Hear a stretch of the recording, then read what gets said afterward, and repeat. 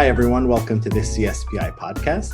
I'm here with Sean McMeekin. He's a professor of history at Bard University and the author of Stalin's War, A New History of World War II. Sean, how are you doing today? Fine, Richard. Thanks for having me on. Yeah, absolutely. It's a pleasure. I mean, I just finished your book a few days ago, and it's mind blowing. I think the fewer books you've read about World War II and Stalin, the more mind blowing it is. So I have a little background in the history, so it wasn't all completely new to me. But I think if someone is just a regular American who goes through their lives and accepted the conventional story about World War II, I think their minds are just going to be completely blown by this book. So maybe I answered this question already, but let me ask you: why does the world need another Stalin book or another World War II book? Well, I think that when it comes to the telling of history, particularly with huge publicly commemorated events like the Second World War, the story tends to settle into these predictable grooves. A lot of it is simple repetition. I mean, things get almost worn smooth, a little bit like a kind of a rock turning into a pebble going downstream, and all the unpleasant bits or the parts that just don't fit the story or their narrative, they all kind of get smoothed out, and so we end up with this heroic narrative of the good war, and every foreign policy guru wants us always to go back to Munich and learn the lessons about appeasement and about Hitler and the Nazis and this kind of epitome of evil. I mean, it's almost become a little bit of a religion now, the religion of kind of understanding the world through the prism of the evils of Nazism and Hitler in the Second World War. I just think so much is left out of that story. I mean, people have always understood there have been some problems with it. Poland being an obvious example. How does a war begun to liberate Poland end up with Poland's subjugation?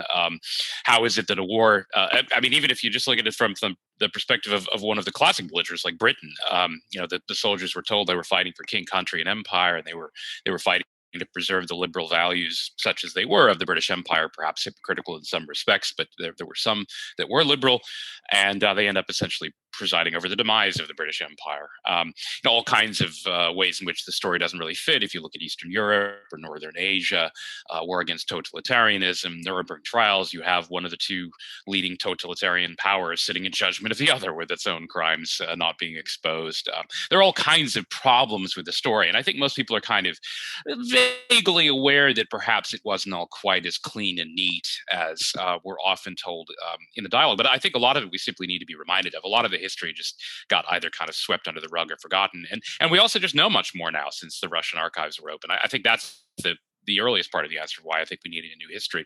Although a lot of specialists have been mining the Russian archives now for 2 or 3 decades, I think the general reader is not really aware of how much we have learned that we didn't previously know. Yeah, I'm interested in the American involvement in World War II because it seems like it was sort of the most up for grabs. I mean, the UK and Germany had this rivalry, obviously going back. The US had no obvious interest. I think the most people just think, oh, we were attacked on Pearl Harbor. It was just a surprise attack, and then we went for war there. But as you point out, and other historians have pointed out, there was a lot that led up to that. How soon do you think FDR wanted the U.S. to be involved in the European war? I mean, it's clear by 1940 when he's running about keeping the U.S. out of war, he sort of wants to be involved. But about how soon do you think he really wanted to throw his head in the ring? Well, I think there was always a lot of dissembling. I mean, certainly when he goes on the hustings in the fall of 1940, showing in late October, really right before the election, and he says your boys are not going to die in any foreign wars, and it's not just disingenuous. I mean, he's practically kind of lying through the side of his mouth as far as the U.S. involvement into the war, which is, yeah, again, not that deep yet. So far in 1940, it was only to the extent of the kind of not even lend-lease, the basis for destroyers deal, where the U.S. had begun Britain had begun almost mortgaging its empire in exchange for gaining some of these 50 World War I era somewhat decrepit destroyers to replenish the stocks of the Royal Navy. Roosevelt, I think, was certainly committed to saving Britain, to keeping Britain in the war, to fighting in some form Nazi Germany. I would actually go back even a little bit further, and I'd say that although I know you want to talk about the U.S. involvement in the war, I think to some extent, while you're right that Britain and Germany had that rivalry, and they had fought obviously in the First World War, and that helped to inform the thinking of statesmen, in particular Churchill, who had this well-developed historical imagination. But there was an argument in which Britain didn't necessarily have that much an interest in who ruled Poland either. And the US, I think, even less so. I think a lot of what was going on in the British, and then even in the US case, because I think Roosevelt was probably deriving some of his thinking from those of Churchill and other British statesmen. There was a little bit of this inertia, a little bit of this thought of kind of being trapped in the categories of the First World War. Most Americans didn't really share that view necessarily. I think most Americans had come to see our involvement in the First World War as a mistake. A lot of Americans were, particularly in the so-called heartland and Midwest, but really throughout the country. It wasn't just a matter of the upper Midwest. This wariness of European affairs that obviously had deep roots in the U.S. foreign policy tradition, certainly deeper than in Britain, where there had always been this notion of kind of keeping a balance of power on the continent. But I think both Roosevelt and Churchill had a very clear sense very early on. In both cases, even before, I mean, in Churchill's case, even before he was in Downing Street, and in Roosevelt's case, long before the US had gotten into the war, that there was this kind of general strategic interest that was partly ideological and moral, obviously opposition to Nazi Germany and everything the Nazis stood for, but also this idea that they didn't want the Germans to dominate the continent. To be a little more specific, I think Roosevelt's hands were tied. I think Roosevelt would have loved to get the U.S. More deeply involved in the conflict earlier in 1940. He would have loved to be involved in some form, even possibly in the form of a mediator or negotiator as early as 1939. And there's kind of evidence of Roosevelt trying to take a hand in the tiller and to take some sort of a role. But certainly with the passage of the Lend-Lease Act in March 1941, I mean, you really could call that belligerence in all but name. I mean, this basically gave the U.S. president the power, based on little more than his own good faith and interpretation, to tap the vast hydraulic resources of the U.S. economy on behalf of any power that he chose, and it was quite clear that it was directed against Nazi Germany, and even made it somewhat explicit in defeating amendments that they were not going to exclude the USSR, even though Stalin, of course, had his pact with Hitler, so that it was already effectively targeting Nazi Germany, and that any country that the U.S. saw as potentially useful in the struggle against Nazi Germany was eligible for this vast amounts of technology transfer, war industrial aid, financial subvention, even if indirectly in the form of loans. So I certainly think by March 1941, to that extent, the die was cast long before Pearl Harbor. Yeah, and I mean another thing that seems important that you bring to light and talk about a great deal is the actual placement of Soviet spies within the American government and also the British government. And particularly, I mean, I was particularly struck by Henry Dexter White and his role in giving the ultimatum to Japan. Can you talk about that a little bit? And how big of a role do you think these spies actually played in directing U.S. energy towards Nazi Germany instead of being outraged at whatever the Soviet Union was doing at any particular time? Well, sure. I mean, Harry Dexter White, it's been known fairly firmly since the Venona decrypts back in the 1990s, and a lot of the information we also had coming out of kind of Soviet defectors and memoirs, such as that of one of his handlers in the NKVD, that he was reporting regularly to the Soviet secret police. I mean, that much is basically known now. One can obviously argue about the interpretation of the exact extent of the influence. He didn't belong to the Communist Party. He wasn't necessarily, quote unquote, taking orders. A lot of this he probably did out of his own convictions. And I think that's true of a lot of the assets. In fact, to some extent, the term agents of influence, I think, is a little bit more useful than spy as such, because it wasn't necessarily always a matter of the passing on of secrets in the sense of kind of dead drops. Particularly after the U.S. entered the war and the U.S. and Soviet Union were allies, it wasn't even secret at all. I mean, we could just walk right over to the embassy and casually discuss kind of reorienting American industry to Soviet needs and specifications. That is to say, a lot of it had to do with policy. And that's where I think some of those arcane kind of he said, she said arguments about whether or not so-and-so was, agent number 19 or whatever the number is in the NKVD files kind of misses the point, which is that far more important than who was either spying or sharing classified information was who was influencing policy. And so in the case of Harry Dexter White, you can clearly see it in the kind of draconian export controls applied vis-a-vis Japan, and then finally the composition of the so-called Whole Note, this almost the kind of the last-ditch saloon effort to mediate the burgeoning crisis between the U.S. and Japan in late November 1941, where we do know that Harry Dexter White at least played a hand in, at least drafted, perhaps not the final version, which had to be signed off on by Hull, the Secretary of State. We do know that he had a hand in drafting it. But I think he couldn't have been influential. And here's the other way in which, I'd caution against overinterpreting or exaggerating the role of kind of spies, assets, agents of influence as such. They were effective because they were able to influence policy in a direction where the president, in this case Roosevelt, was kind of already inclined to go. That is to say, if there hadn't already been this desire on the part of President Roosevelt to stand up to Japan, to take a belligerent line, to stand up to Nazi Germany, to more or less sympathize with Soviet interests. And events did play a little bit of a role in this. For example, after Barbarossa, after Nazi Germany invades the Soviet Union, the climate of opinion becomes, of course, even more favorable, almost hysterically favorable vis-a-vis the Soviets, so that it actually became much easier later that year for someone like Harry Dexter White to influence policy. Shortly before Barbarossa, there was actually a Soviet spy case where a couple of aviation attaches, there was actually talk of having them deported, and they were actually scheduled for deportation. These are kind of Soviet spies, actual Soviet subjects who were spying, and in the end, basically because of Barbarossa, suddenly the climate of opinion changes so radically in a pro-Soviet direction that not only are they not expelled, but the Soviets actually burrow even more deeply into the U.S. government and kind of U.S. What we now call aerospace, that is to say, the aviation industry, and even kind of going around and visiting tank testing facilities. And a lot of it was actually done quite out in the open in broad daylight. What in retrospect really seems quite shocking. Yeah, so I mean that's a great point. So I was thinking, well, the Soviet. I mean, so yeah, I mean, giving classified information to the Soviets would have been a much smaller thing than actually influencing American policy and what kind of demands we made on Japan. So yeah, I think spying, understates the influence. At the same time, yeah, I think you're right that FDR was open to this stuff. So one thing I was wondering while I was reading the book was, okay, the Soviets were just really, really good at having an ideology or their intelligence, whatever, that appealed to a lot of people in the US and the UK. And somebody like, a country like Nazi Germany or Japan did not. And that seems like part of it. But part of it is just where FDR sympathies lies. Like some people in military intelligence, for example, were less sympathetic to the Soviet Union. A lot of people in the State Department. And I don't know if anyone is sympathetic to Nazi Germany, but there were some who were, say, less, extreme in their anti-Nazi feelings. So you could have imagined an alternative scenario where, say, there was a different president and there could have been agents of influence on the other side. I mean, is that possible to imagine, or were just Nazism and Sovietism, the Soviet communism, just so different that one sort of had this international appeal while the other didn't?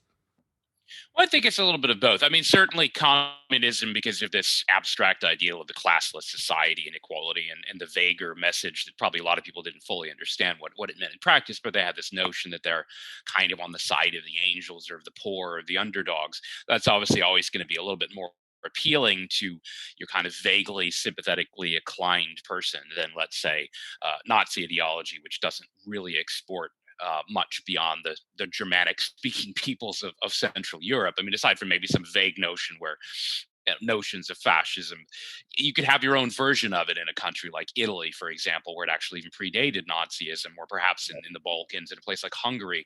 I think that's definitely part of it. You're always going to get a lot more elite sympathizing, but we should exaggerate that. I mean, you pointed that out. The State Department, maybe our view of it these days is, of course, that it tends to be a lot more progressive, and there's almost this kind of confluence between the State Department and a lot of the other elite media institutions in a certain worldview. And these days they're promoting kind of American progressive ideology around the world.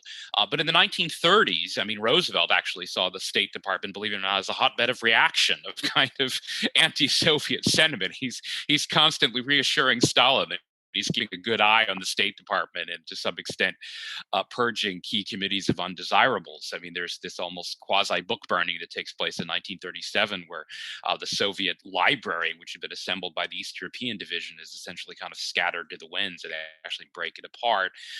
There's a purge conducted then. There's another purge in 1943.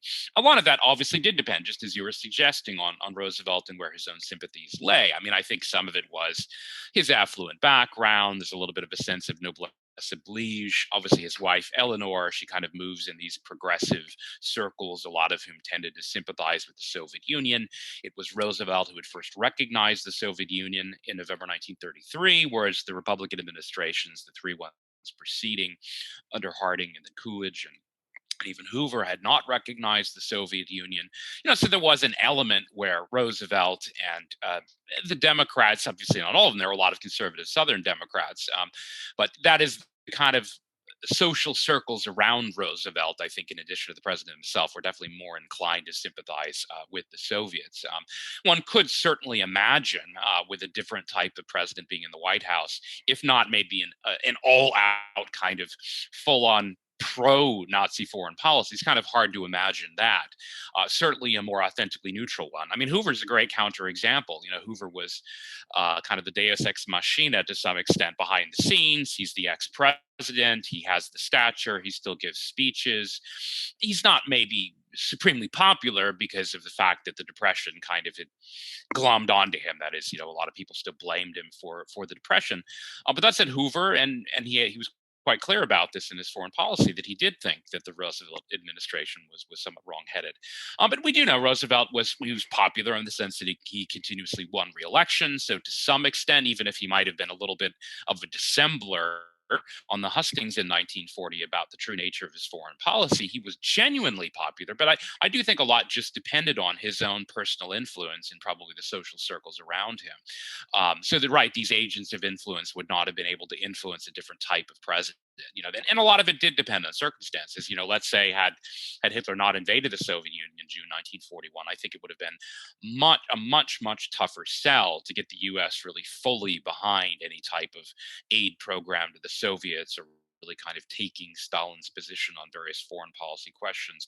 A lot of that just played right into Roosevelt's hands. I mean, it was I call it almost a public relations miracle, that a lot of people were still quite wary of Stalin and the Soviets up until Barbarossa. But things really turned quite radically in his direction in terms of public opinion after the German invasion. Yeah. And I think a lot of people listening to this and a lot of people familiar with the history might say, oh, well, good. I mean, any normal person should favor the Soviet Union over Nazi Germany, even if people acknowledge that the Soviet Union was really bad. And I think you puncture, this myth of of Nazi Germany being so obviously worse in, say, 1939 to 1941. So as you point out, between 39 and 41, Stalin invaded 7 countries, the same as Hitler, sometimes in conjecture with Hitler. So with Hitler, you have Poland, Denmark, Luxembourg, the Netherlands, Belgium, and France. Stalin, you have Manchuria, Poland, Finland, Lithuania, Latvia, Estonia, and Romania. And another thing was the Soviet occupation was pretty much worse almost across the board. I mean, look at compare Hitler invading Netherlands and Luxembourg to what the Soviet Union was doing in Latvia and Estonia and in the Baltics, and then even when you have like this direct comparison, when they both invade Poland. Within a few months, Germany from the west and the Soviet Union from the east, the way you put it, you say there's geometrically more prisoners taken in the Soviet occupation than in the Nazi occupation. So can you talk about that a little bit? These are both obviously evil regimes, but I mean, is there really justification for anyone having believed at the time that the Germans were so much worse than the Soviets? Well, there was obviously hypocrisy, and it was there right from the get-go when it came to Britain and France, and they literally have to have this discussion in September 1939. Why are we declaring war on only one of the two countries invading Poland? Some of it was Soviet manipulation and very clever diplomacy and statesmanship. And a lot of it had to do even with just the way they negotiated the territory in Poland, that because the Soviets were so late in invading, the Germans crossed the demarcation lines. They did this territorial swap. So the Soviets ended up forfeiting a lot of central Poland and taking Lithuania instead. And that way they could kind of pose and pretend they hadn't really invaded Poland. They had only taken this slice of eastern Poland, most of which used to belong to the Soviets, or supposedly tracked the Curzon line favored by the Allies, Britain and France, in 1919, 1920, which actually was both untrue in terms of the map and was also highly misleading in terms of how the country was actually partitioned, and that the Soviet share was far from a token. And as you just pointed out, yes, the Soviets actually deported a kind of geometrically larger number of prisoners, and as we know, of course, also murdered huge numbers of them in cold blood, what we now call the Katyn Forest massacre. Some of it might be also bit of hindsight. I mean, after the war, really not even right after the war, but kind of a few decades after the war, once people started researching the Holocaust in depth and they learned about the death camps, they came to say, well, look, what Nazi Germany did was kind of almost this other category of evil in singling out a single ethno-religious group and this premeditated mass murder and the gassing and all the rest of it. And I fully understand that argument, but I do think that as historians, we also have to be true to the time. And if you are looking at the period from 1939 to 1941, it's by no means obvious that you have some sort of a clear choice between these two totalitarian regimes, which are, after all, effectively allied to one another. And people raised these points in the Senate, for example, in the public airwaves in 1941, when they were debating whether or not the U.S. should basically take sides and have this aggressive Lend-Lease policy vis-a-vis the Soviets. I mean, Harry Truman, of all people, the future president, basically proposed on the Senate floor that the U.S. should maybe aid the Soviets if it looked like the Germans were winning, and aid the Germans if it looked like the Soviets were winning, which maybe seems callous and a little bit cynical. On the other hand, the point he was making, which a lot of people believed at the time, was that there wasn't a clear moral choice between the two regimes, not entirely unlike what I suppose is usually attributed to Kissinger, the line about the Iran-Iraq war, it's a shame they can't both lose. You sympathize with the people caught in the crossfire, but again, making this out to be some very clear moral crusade with kind of the light on one side and the darkness on the other is highly misleading, and not just for the reason they'd invaded the same number of countries, but as you were pointing out, at least in the short run, the Soviets had done far more damage to the places they had occupied. I mean, what Sovietization practice was not just the mass deportation of these kind of class enemies, people of the wrong category of people, or suspected of, for whatever reason, disloyalty or perhaps sympathy with some outside power. But they also, of course, they looted these places. I mean, they looted the banks, they looted the institutions, they nationalized the property. They, at the end of the war, and this happens once again in 1944-45 when they reinvade all of these places. I mean, they send vast amounts of industrial and kind of manufacturing plant back to Russia.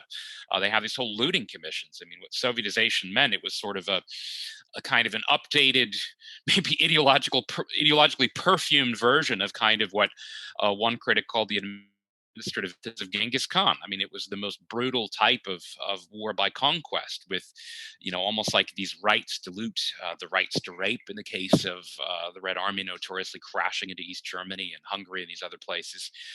This was an absolutely brutal regime. I mean, however unconscionably brutal the Nazi regime was, again, it's hard to say there was some clear moral choice, and certainly not one that would have been apparent to most ordinary Americans in 1941 when some of these choices were being made.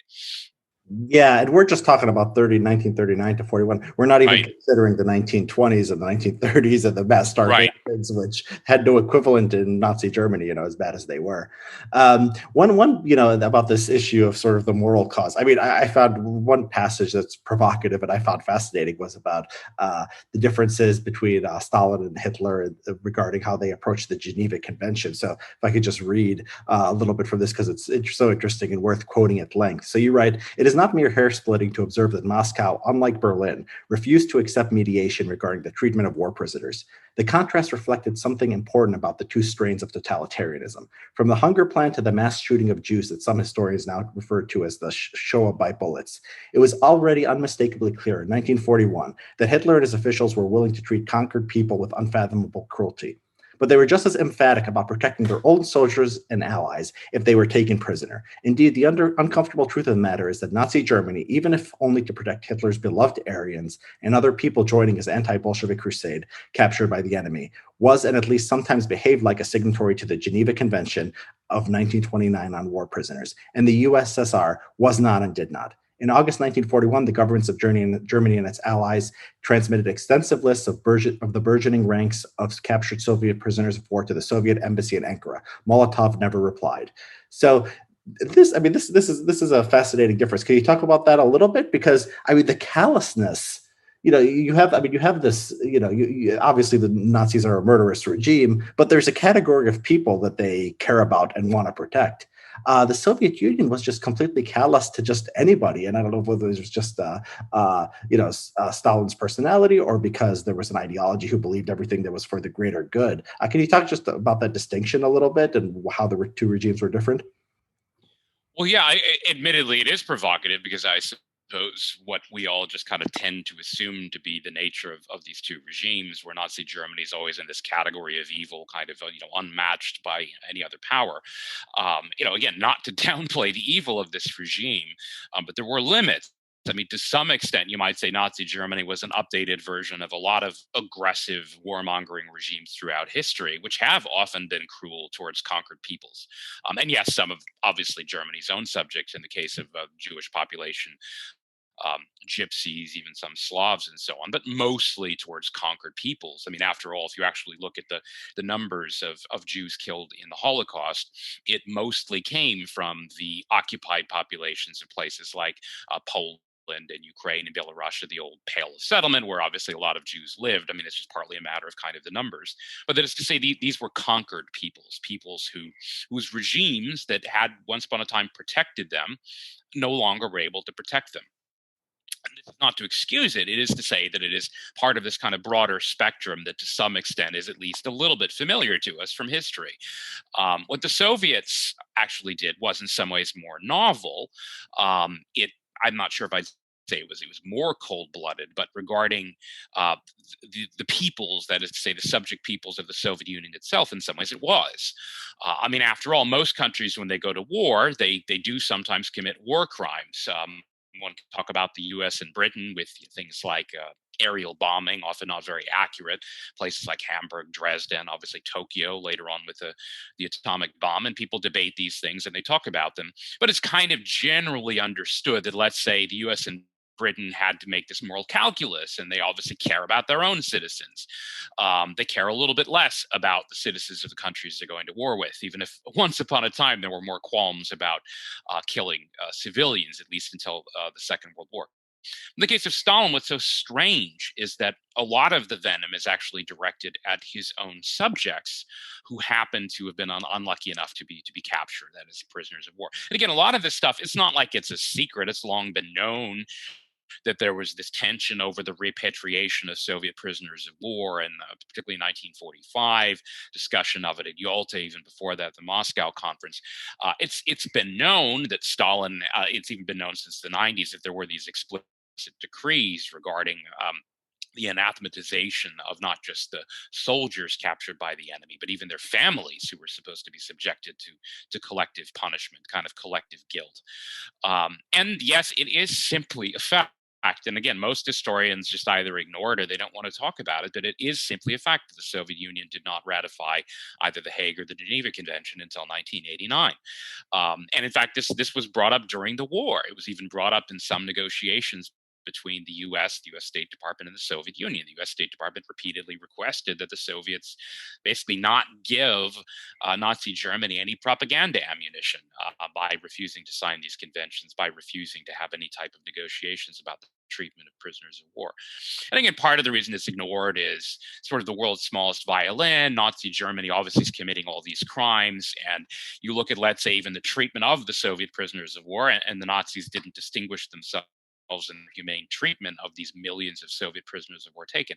But I do try to point out in the book that at least part of the reason why so many of them were not well treated was that they were literally forsaken by the Soviet government, which refused to intervene on their behalf, refused quite literally and explicitly even to negotiate on their behalf. Whereas, again, for all of their crimes against subject peoples, against unfavored racial minorities, Jews, Slavs, Gypsies, etc., Nazi Germany and her allies did try to protect their own warriors to the extent that it was possible. And again, readers can make of that what they will. This is not by any means to try to relativize or trivialize the crimes committed by Nazi Germany, but it is to explain that the two regimes, they function differently, and they actually had different priorities. And at least in some categories, the Soviets were even more callous. Yeah, I mean, even when you study the domestic politics of the two regimes, I mean, you find the cases in Hitler's Germany where someone disagrees with Hitler and they just resign. right? And then they go home and they they live their lives. And if you know anything about the history of the Soviet Union under Stalin, that was sort of unthinkable.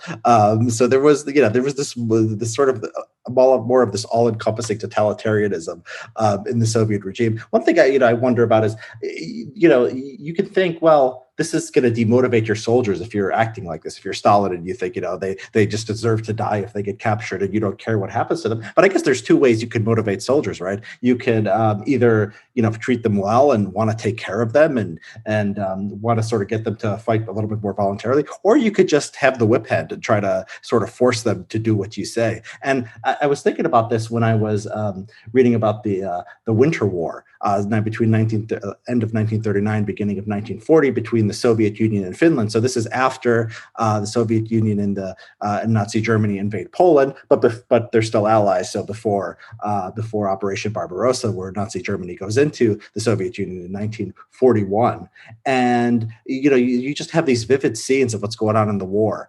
I think you cited, it was a British guy who went over there, and the Finns captured some Soviet soldiers, and they talked to them, and it's just really like a heart-wrenching scene. Can you talk about the Winter War and sort of the Soviet soldiers, what they faced, and about those interviews after they were captured? Well, yeah, I mean, it's a fascinating period, in part because, as some, let's say, reviewers of the book might say, "Oh, I make too much of the Finnish War. It was just a sideshow after all." But of course, at the time, it wasn't a sideshow. It was the main story. Poland was effectively finished. I mean, tragically, but that war was basically over, and Britain and France, of course, weren't doing anything in the West. That's why they called it the phony war, or the Droll de Guerre. The Germans called it the Sitzkrieg, the kind of sitting on your butt war. They weren't really doing anything, and so in fact, the world's attention was focused on Finland, and that's part of the reason why people did start to pay attention to some of these horror stories coming out, not least about the way Soviet soldiers are being treated. I know that they're being kind of, prodded into battle by these merciless commissars with the machine guns. They created those detachments in January 1940, these control detachments, as they were called, that they literally would just terrorize them into battle. I mean, I suppose you might say that on the not exactly positive side, but on the side of kind of carrot and stick, they did try to motivate the soldiers with agitprop. They had these people they called the politruks, or the political commissars. But the message that they were trying to instill in the soldiers didn't really seem to be taking, at least if, again, we believe these kind of debriefing interviews by the British officers who interviewed, Russian-speaking British officers who interviewed about 2,000 of them.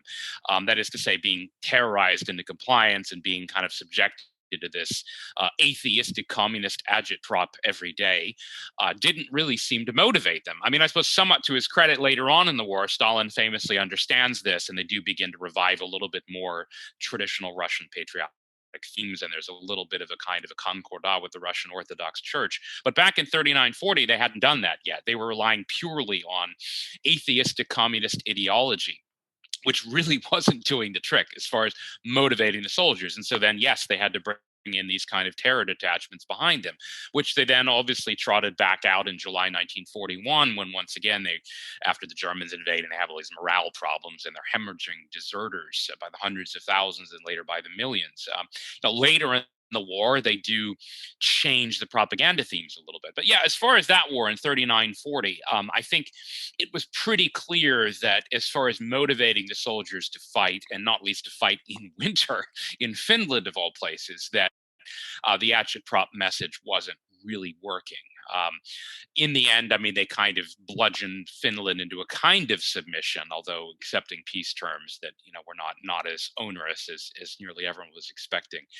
But the Red Army certainly did not distinguish itself in battle, nor did it distinguish itself in the border battles the early days against Nazi Germany. It really wasn't until I think much later that morale recovered enough to the extent that they could go beyond just terror and fear and actually try to motivate the soldiers to fight for something a bit more positive. And yes, obviously Nazi brutality eventually factored in, but that was not the case in 39-40, because the Finns actually, they treated the captured prisoners really well. I mean, they kind of shocked them. There's that anecdote I have in the book about how they're told that they're going to be tortured and shot if they're captured, and instead they're given blankets and food, and it kind of disorients them rather massively about the nature of the propaganda they had been subject to. Yeah, and I think another thing. I mean, it's hard to motivate Soviet soldiers. I mean, just the living standards that that they had. I think, yeah, they're shocked by how well the Finns treat them. When you're in that amount of crushing poverty, especially if you're fighting in foreign countries and try to occupy foreign space. I mean, there must be a it must be noticeable to anybody sort of the disparity between what the Soviet propagandists are telling you and what you see with your own eyes. So yeah, the part on the Winter War. I mean, I'm glad you spent time on that, because that was really fascinating, and I think it also showed the contingency of history. Looking back, it seemed like, oh, okay, everyone was it was sort of destined that the British and the Americans and the French and the Russians would be on one side and Germany on the other. And what you really make clear during that period is there was really a possibility that Britain and France would go to war with the Soviet Union, right? So the history is not as sort of clear cut as it looks in retrospect. Well, I think that's right, and a lot of the reviewers of the book, once again, they say I make too much of this, and in fact, nothing like that was ever fated to happen. Well, some of it was just because of Stalin's own, both his kind of ruthlessness and the fact that he was very clever, and he obviously understood when kind of his back was up against the wall, and when he had a losing hand, he picked up the wind of what was going on with the allies, that they were actually training troops and planning to land troops in northern Finland, that they had these kind of surveillance overflights of Baku and Batumi. He actually had a spy very high up in the French Middle Eastern Command in Damascus who was reporting to him about all of these plans almost verbatim. He even instigated queries at the U.S. Embassy in Moscow about what would happen if they actually did try to bomb some of the oil derricks along the Caspian. And it was a very pessimistic report because they were just, they were close enough together that the bombs wouldn't even necessarily have to be that accurate to ignite a general conflagration. And this is the part of the Caspian coastline where the oil practically seeps up from the ground. It really wouldn't have been that hard to get a big fire going. Stalin was terrified of that. And of course, there was also the prospect that because at least about a third of the natural oil supplies available to Hitler and the German Reich, the Nazi Germany, were also coming from the Soviet Union, mostly from the Caspian, from Transcaucasia. And so Stalin took it quite seriously. And yes, there were definitely signs that, Italy had withdrawn her ambassador from Moscow. I noticed actually one reviewer in the book pointed out something like that, but this is a crazy fantasy that Italy and Spain would have intervened against the Soviet Union in 1940. And I say, is it really that crazy? They actually intervened against the Soviet Union in 1941 when they Right. joined Barbarossa. In the case of Spain, kind of unofficially, but there were a lot of volunteers that Franco agreed to dispatch to join the force.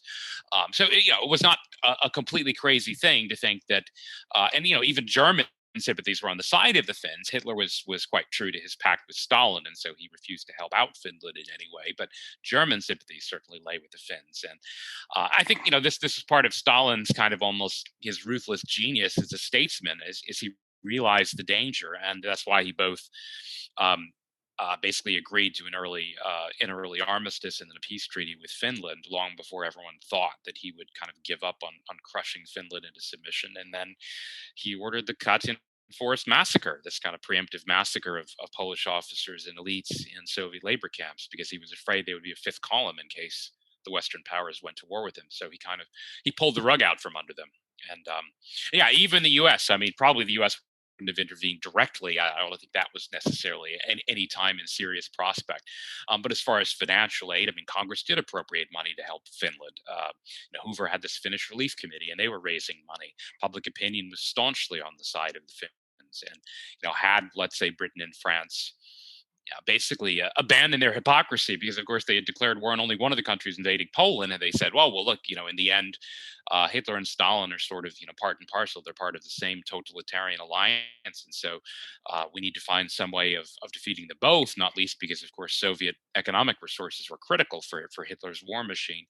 The U.S. probably wouldn't have joined the war, I don't think, in 1940, but it's not hard to see the U.S. supporting it with some early version of Lend-Lease, in which case, I do think history might have turned out differently. But that said, this is the same story with Britain and her half-hearted intervention against Nazi Germany, where Hitler keeps pulling the rug out from under the British. They were just indecisive, and I suppose that was, to some extent, the advantage the dictators had, was they could be more impulsive and they could be decisive in making these moves without necessarily having to worry much about public opinion. Whereas Britain and France, they kept dithering and delaying and talking, and while they talked, not only did Stalin pull the rug out from under them by ending the war in Finland, but of course, Hitler beat Churchill to the punch regarding Norway, by a matter of 24 hours.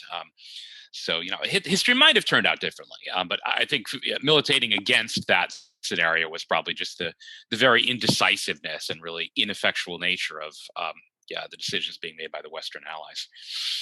Okay, so yeah, so when speaking of alternative history, so when Molotov visits Berlin, um, and he goes back, and then Stalin makes all these demands about entering the tripartite pact, which Hitler actually wants. Then Hitler gets insulted, and then sort of from there makes up his mind to invade the Soviet Union. Do you think at that time that do you think there was ever a possibility that Stalin would actually join the tripartite pact? Was he actually negotiating? Was he trying to reject Hitler by insulting him with all these demands? What do you think Stalin was thinking at that time? Could he have joined actually the Axis powers and change the whole history of the conflict?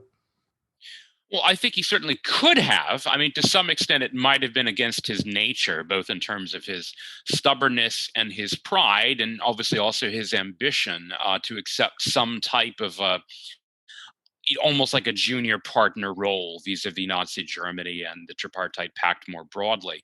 But I think it was pretty clear, at least if you're talking about the other side, the German side, and even by extension, by proxy, both Japan and Italy, that they really did see the Anglo-Saxon powers, as they call them, that is the U.S. and Britain, as their adversary, and they saw Stalin as a potential ally against that adversary. It's one of the reasons why they of course renamed the Anti-Comintern Pact, which had been explicitly anti-Soviet, and they renamed it the Tripartite Pact to make it clear that there was kind of the standing invitation for the Soviets to join it if they wanted to. Now, as far as what Stalin was up to, which is you've touched on a really good question here, because it's clear what he does, which is to kind of reject the possibly cynical German suggestions that he focus his attention more in the South, both on kind of Turkey and on the Middle East and maybe in Afghanistan, while not pushing as hard in the Balkans and vis-a-vis Finland. I mean, it's clear what Stalin does, which is it is almost like an ultimatum. He demands that Germany withdraw her troops and personnel from Finland,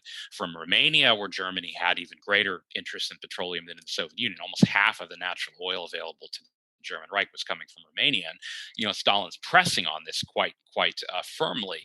And then vis-a-vis Bulgaria and Turkey, the Straits question, where Stalin actually basically demands the right to send troops to occupy Bulgaria and even Turkey, the Turkish Straits, the Bosporus, going down through the Sea of Marmara and the Dardanelles into the Mediterranean.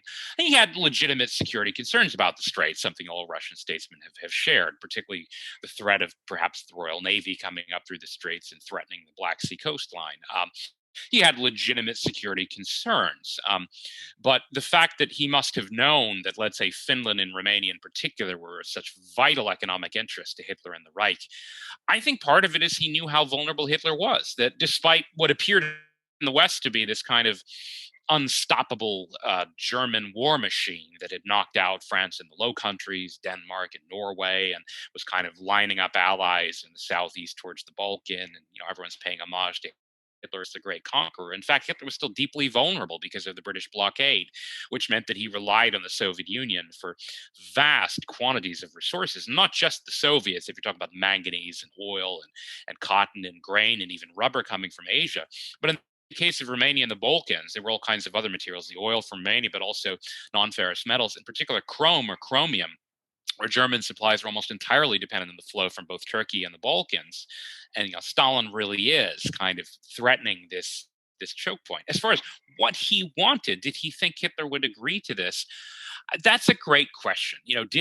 I do think Stalin was expecting that a break with Nazi Germany would occur at some point.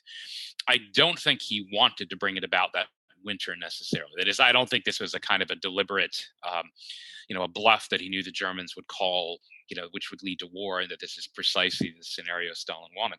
I think he was seeing what he could get away with. I think he overestimated to some extent his own leverage and underestimated Hitler's own stubbornness. I think to me, the real what if is, had Stalin himself gone to Berlin, I actually think had the two dictators at the top level spoken to one another, they might have actually found some type of modus vivendi. I think that in part just because of the personalities, that stubborn and egotistical as both of them were, I think they had a mutual grudging respect. Whereas Molotov was just kind of a cold fish. He was unpleasant and demanding, but in the least imaginative way. And Hitler obviously just had a horrible impression left by Molotov, even if it was really, he was carrying out Stalin's instructions, of course. But I honestly think had a real summit occurred between the two statesmen, they might have actually come to terms in November 1940. But Molotov, that was a different story. Molotov's unpleasant personality caused Mm. Operation Barbarossa. Is what I'm taking away To from this. some extent, yes. To some extent, part of the background, yes. Yeah. So, yeah, you talk about Stalin going to Berlin makes me think about the later meetings between FDR and Churchill and Stalin, and how Stalin was just, FDR is basically dying, and Stalin tells him, I can't leave Russia. Just come as close to me as you can. And so, imagining Stalin taking the step of going to Berlin is pretty hard, considering how much he made FDR and Churchill sort of work for those meetings, and how much he made them travel. Yeah, I think those Hitler and Stalin probably too stubborn for either one to give way on that. Yeah, yeah, fascinating counterfactual. So anyways, I mean, Hitler does invade the Soviet Union, and I think we talked about myths of World War II, and I think one of them is there was this clear moral superiority on the Soviet side, and say at least at the start of the war. I think another myth that people take away is that so a lot of Eastern Europe, I mean, ended up being communized. Same with China; it fell to the communists. North Korea, obviously. So communism spread as a result of World War II, and I think that the standard sort of regular explanation of this is that, well, Stalin had the boots on the ground, and there really wasn't, FDR gave away Poland. There was really nothing you could do about Poland or Eastern Europe near the end of the war. And you take issue with that. Can you talk about why that's not necessarily true? Well, yeah, I'll start with Europe first. I think the case is even easier to make in Asia. In Europe, it's a little bit trickier to make, in part because, of course, it depends on exactly when you're talking about. But when it comes to the Tehran conference, and this is something that, obviously a lot of kind of reviewers have taken notice of, and some of them even pointed out, well, look, I mean, yes, as you point out, Stalin would have gotten all these things eventually anyway.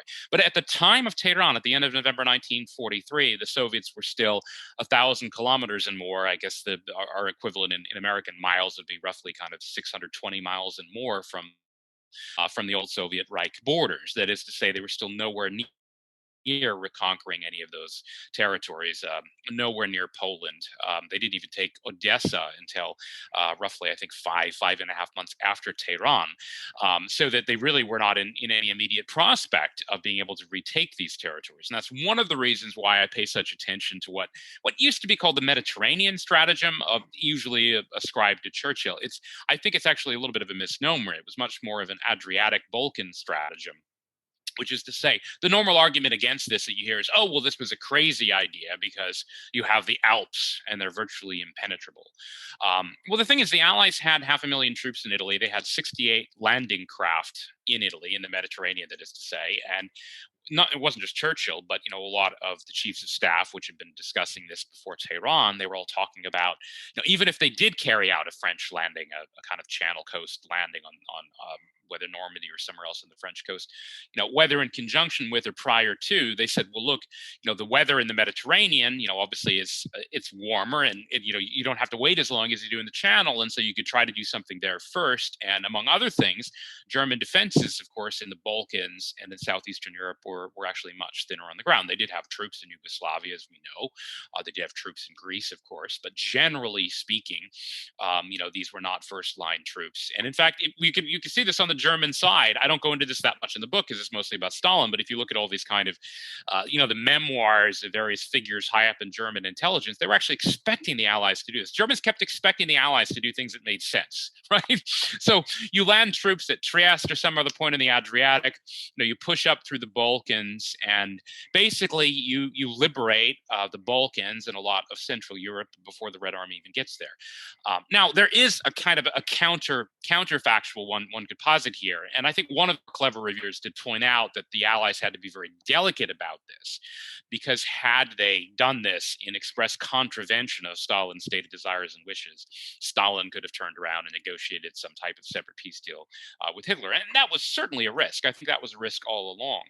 But when you look at the broader question of Allied policy in Europe, and I'll move on to Asia in a moment, the Lend-Lease story, which I talk a lot about in the book, is that even there you could make the argument that when the Soviets were in legitimate danger, when the Germans on the gates of Moscow in 1941, it made it made a strategic sense to keep the Soviets in the war. And that was the original justification for Lend-Lease. If there was a serious threat to US national security, the idea being, okay, if the Soviet Union is conquered and Germany has all of her resources at her disposal, that's a threat. Okay, fine.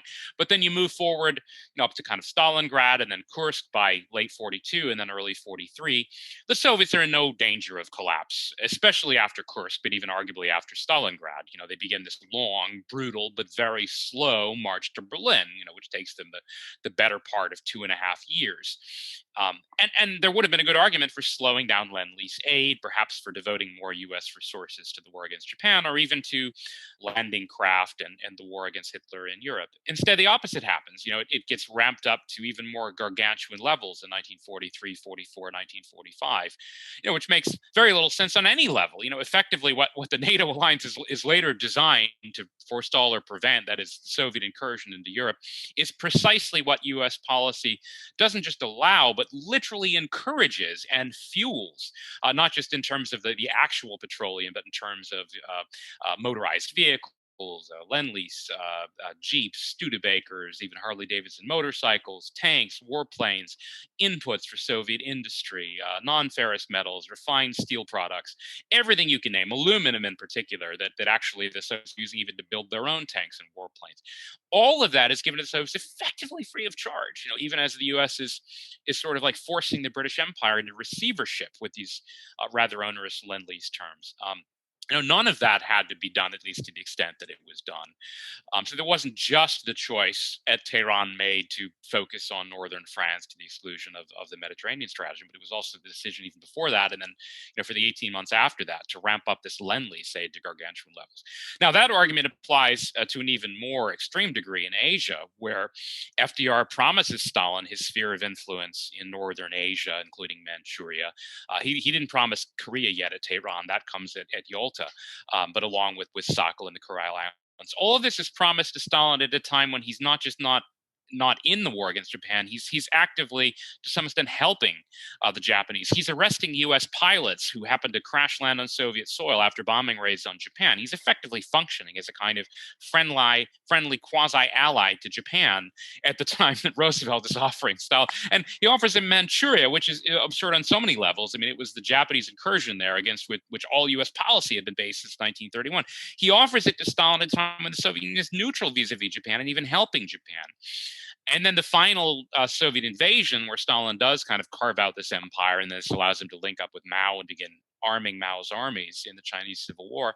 That invasion is nearly entirely financed, fueled, and supplied and provisioned by U.S. Lend-Lease aid shipped to Vladivostok in the form of 8.25 odd million tons of war material, million tons of fuel, free of charge. So that effectively the communist sort of conquest of Asia, it's not just this kind of allowed to happen by the U.S. The U.S. literally finances and fuels and provisions it, which in retrospect just seems to me astonishing.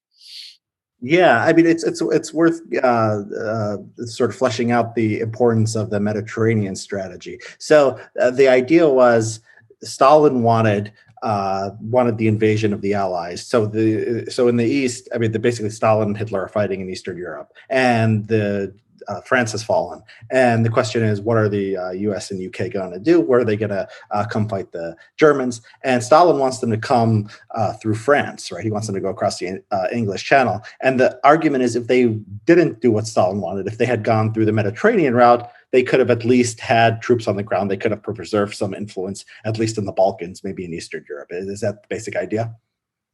Yeah, I think that is the basic idea. And obviously there's a risk there. I mean, the risk of potentially alienating Stalin. I mean, he made his views brutally clear at Tehran. There was no subtlety whatsoever. It was almost stated in the form of a threat. He was going to leave the conference and kind of break the whole thing up. And at times he would even threaten that, the Soviets might negotiate some type of a separate peace behind the Allies' back. He actually did, again, imply that. He wouldn't he wouldn't state it explicitly, but he implied that on numerous occasions, including at least once at Tehran.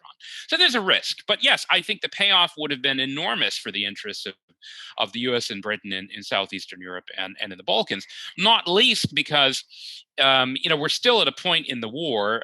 There are obviously the plots against Hitler, among some of these Prussian Junkers, a lot of the generals, some of them actually very high up in the German command structure. Politics inside the Reich, in part because of Hitler's somewhat lackadaisical approach to even surveilling his enemies and the plotters against him. There are all kinds of different scenarios that might have played out in 1943 with a different Allied strategy there. And now Stalin had a good argument. I mean, he's saying, look, we're the ones who were doing the most damage against the Wehrmacht. We're the ones bleeding and dying, even if, of course, a lot of the bleeding and dying was happening because of his own policies. But that was true. So that argument that the US and Britain needed to divert German strength. The problem with that argument is they had already diverted German strength by invading Sicily and the Italian mainland. Of course, they'd also been fighting in North Africa, where there were a lot of German troops on the ground. And in fact, Stalin had effectively his generals had been bailed out at Kursk in July when the Allies did land at Sicily and then move on to the Italian mainland, when Hitler had actually pulled a lot of first-line divisions, including armored divisions, off of the Eastern Front. Now, they would have had to be firm. I mean, basically, Churchill and Roosevelt would have had to take a firm, united stance. That's precisely what didn't happen at Tehran, because Roosevelt made the very determined, really premeditated decision to cozy up to Stalin. I mean, he's quite explicit about this, that, this was his goal at Tehran, was getting to know Stalin, and he had already gotten to know Churchill, and he insists on meeting Stalin privately on numerous occasions. He rebuffs Churchill's kind of advances. He makes it quite clear, both on the question of Overlord D-Day versus the potential Adriatic stratagem, and on even questions regarding kind of the treatment of Germany after the war, that he's lining up alongside Stalin. He's not lining up alongside Churchill. And some of this, I think, is because of Roosevelt's own kind of foreign policy worldview. He, despite certain Anglophile sympathies, he didn't really approve of the British Empire. And to some extent, I think he, for whatever reason, saw Stalin as a fellow anti-imperialist. I think that's genuinely the way he actually viewed Stalin. And you can actually see it kind of in the transcripts, even when he unilaterally proposes to Stalin in a private meeting, apropos of nothing, that the British Raj should sort of be overthrown, and India should have a social revolution from the bottom up. And even Stalin cautions him that maybe that's going a bit too far. What was their possibility there? Yes, and I absolutely think that logistically too, there are risks in any operation. But if you're talking about risk, this is the other thing. People have said, like, oh, but it's crazy to think about a risky operation. Like, a risky operation, you mean like crossing the English Channel into the teeth of the German defenses, which they've spent several years erecting along the French Channel coastline, or as far as even the distances. I mean, Stalin's only real objection is he says, well, the Balkans are far from Germany. And I was really curious about this when I was reading this transcript. I just went and I looked and said, no, actually Trieste is about 400 kilometers from Munich. Normandy, it's 700 kilometers from the Rhine. I'm sorry, it's just not true, and people just accept these things on faith without actually investigating them. And so that's one of the things that I really wanted to do, when I was writing the book. Yeah, and it's a little bit. I mean, it's a little bit worse than that in some cases, because the Western Allies are facilitating communist takeover in countries. You have a chapter on Yugoslavia. Can you talk about that and how the British just undercut the guy who's the Mikhailovich, who is fighting for the government that the British recognize, right? And then just completely throwing their lot in with Tito and just helping facilitate the communist takeover. Yeah, I'm still kind of puzzling my head to make sense of this. I have read, I've been hearing from some people, who have read the book, and I suppose the last fallback argument that Churchill's admirers, defenders are going to make about Yugoslavia is that there were some Enigma intercepts suggesting there was something to these rumors, for example, that Mihailovich was, dealing with the occupiers, usually the Italians, not so much the Germans. And there's some truth to this. We do know that on occasion there were prisoner exchanges. We do know that Mihailovich, who is, yes, representing the Chetniks, but also the royal Yugoslav government in exile, that he was at times bartering for weapons with the Italians. But of course, Tito and the partisans were doing the exact same thing. I mean, this is how things worked in Yugoslavia, in the Balkans during the war, but especially in Yugoslavia, where we have all these different groups, and the Croats and the Serbs and the Bosniaks and the Muslim populations, and the and they don't see eye to eye with Germans. So a lot of what the Italians were up to was trying to sell arms to the Chetniks so that they would use them against the Germans, because in fact the Italians and the Germans don't get along. It's a very complicated story, and so you could at least play devil's advocate and say, well, look, the British got some slightly misleading and slanted intelligence, and Churchill used this in order to make this decision that he thought they should, let's say, give some support to the partisans. But of course, it wasn't some support. They literally abandoned Mihailovich and threw all of their support to the partisans. They end up sending him more than 100 times more war material than they'd ever shared with Mihailovich. Some of that was because the accident of timing, that they made the shift after they had the air base in Bari in Italy, where they could actually finally get massive amounts of supplies in. But by 1944, they're literally forbidding any British officers from serving with Mihailovich. So it's not just a kind of we're going to play both sides equally. It's an utter abandonment of the side of the government, as you point out, they're actually hosting in London. Now, a lot of this, I do think, was because of kind of these communist influence operations. You can see it both in Cairo, where they have these people almost like manipulating things in the map room to make it look like the partisans are doing things the Chetniks had actually done. You see it in the BBC, in the broadcasts that are being beamed into Yugoslavia. You see it in the correspondence. And the one thing that I'm a little bit annoyed with so far, I get it in part because everyone wants to defend Churchill. I mean, it's like one of the last things people can still believe, I suppose, in the U.S. and Britain is the cult, even if he gets attacked by the woke and so on. I'm talking about kind of your more mainstream types, who say, well, at least we have Churchill. I get why everyone wants to defend Churchill, but I do wish people had noticed that the Soviet sources we now have show that the whole story was an utter sham. This whole idea that Tito was this kind of principled Trojan horse, he was an independent thinker.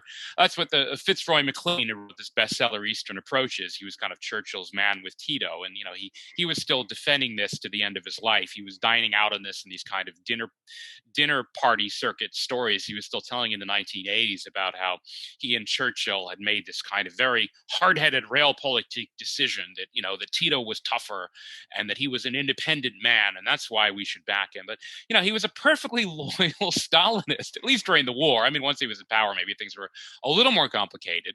But at the time, he was reporting regularly to Stalin, taking direct instructions from Stalin on even the most minor points of substance. He was spying on the British officers and reporting on their activities to Stalin. So the whole story was just this kind of wishful thinking lie. And again, it might be a little bit like with Roosevelt and his noblesse oblige. Something must have just appealed to Churchill, the idea that he was kind of almost going against type, that he was supposedly a principled anti-communist, but there was something big of him in supporting Tito, or maybe it was romantic, the kind of the romantic guerrilla thing. But again, it was in direct betrayal of the actual government that he was hosting in London, which I think in retrospect is just, if you talk to Serbs today, I mean, they're still bewildered by it. They just don't understand. Well, it brings me back to when we talked about FDR, maybe being just naturally sympathetic to communism more than Nazism, and having so the agents of influence therefore had an effect in the American government. When I read about this in Yugoslavia, I thought this makes the case that the agents of influence are a lot more important than people think. So you say, well, maybe he just wanted to go against type. It seems like so it's like what we said about FDR was like he was sympathetic towards communism, so he wanted to believe this stuff. But Churchill wanted to go in the opposite direction. Isn't it just simpler to believe that they were just manipulated by these Soviet spies within the British military and the BBC? And, just my own study of history, politicians get a lot more information than you think from the media. A lot of people think they're just relying on their own intelligence sources, but the media plays an outsized role. So could it just be as simple as there were all these communist spies and Churchill was fooled by them? Well, I suppose maybe I was defending Churchill or protesting a bit too much. I mean, after all, there are a lot of kind of Churchill fans around the world, and I don't want them all to turn against me entirely. But that's no. You're making an important point. I do think some of it was this kind of strange, almost psychological, again, either the noblesse oblige or the working against type in Churchill's case. But I do think you're right. I do think the media matters. I think the BBC matters. In the case of the U.S., I think this is particularly at work vis-a-vis Chiang Kai-shek in China. That is that, again, it might have started off as a communist talking point, endlessly repeated. And I talked about this even. I had this kind of odd anecdote my freshman year at Stanford when I was repeating what I didn't realize at the time was just kind of this old trope of Yeah. U.S. wartime propaganda about the infinitely corrupt Chiang Kai-shek, and kind of, I don't know, his wife and her shoe collection. All this stuff that had just kind of become, again, by endless repetition, had just been kind of battered into our psyches that this regime was so corrupt that they needed to be cut off. And of course, this was a communist talking point, and it was spread particularly in the Treasury Department, where they actually had influence over policy, and they were able to kind of cut off the money pipeline to China. And then, after the war, when Marshall goes there, they literally cut them off entirely. I mean, it's just astonishing. I mean, it's a little bit like what Churchill does with Mihailovich in Yugoslavia. The U.S. takes its own client and, first sort of slow walks and then curtails and then cuts him off entirely. Now, again, some of this maybe was in the case of, let's say, Stilwell. I mean, there was some racial prejudice involved vis-a-vis Chiang Kai-shek and probably his wife too, and they just didn't like them for various reasons. In the case of Mihailovich in Yugoslavia, I think some of what Churchill was hearing was he was tough to deal with. There were these British. I had to cut some of this from the book from length, but there were these dinner parties where he would. It was a little bit like a chicken or the egg thing. He would rail against the British for not trusting him and for being naive about Tito and the communists, and then word would get back to Churchill that he had been complaining and bad mouthing British officers, which is kind of true. There was a little bit of a self-reinforcing echo chamber, but I do think the agents of influence were significant because it's kind of they got the ball rolling. They would put the talking points out there. They knew how to craft the message, and they would be just ruthless in repeating it. So that all anyone would hear coming out of the Treasury Department in Washington was how corrupt Chiang Kai-shek was. So that by 1946, it seemed perfectly natural to Marshall, who's just more or less a kind of creature of the establishment. Oh, well, obviously we've got to cut him off. And they even used some of the same arguments, which was that he's sectarian and he won't work with Mao. They would say the same thing about Mihailovich. He won't work with Tito or the partisans. And so they would even use some of the same. Sometimes it was corruption. Sometimes it was they were sectarian, depending on presumably who the audience was, they knew which point to emphasize. But I think you're absolutely right that the climate of opinion in the media, it does affect these things. And clearly, I mean, you look at, let's say, even in Washington, in the case of the Drew Pearson, the so-called Washington merry-go-round column. And the thing about these columns, particularly when it's written by some kind of comparative old folk, is that they often have assistants on their staff who actually do a lot of the research and probably the writing of the initial draft. And we now know that some of his staffers were communists, and or agents of influence. And so, one of the most influential Washington columns to some extent was kind of a conduit for Soviet propaganda. Now, I do think it mattered that, let's say, the message had to fit in with whatever maybe the statesmen were already inclined to do with, or, would be shaped in a way to kind of flatter their prejudices and their worldviews. But I think you're absolutely right that the climate of opinion and the media propaganda definitely mattered a great deal. I don't even really talk about it in the book, but Hollywood's another fascinating subject. And there are whole books written about the ways in which, wartime movies, not just regarding kind of communist influence and almost like the sense of, let's say, kind of the ideals of communism, but specifically like which countries would be favored or which would be smeared. Casablanca is a great example of that. If you actually look into this and you look at the way the Poles are portrayed in nearly every movie coming out of Hollywood during the war, versus the way these other countries are portrayed. I mean, it's amazing. Like Norway turns out to be the hero of the resistance in Casablanca.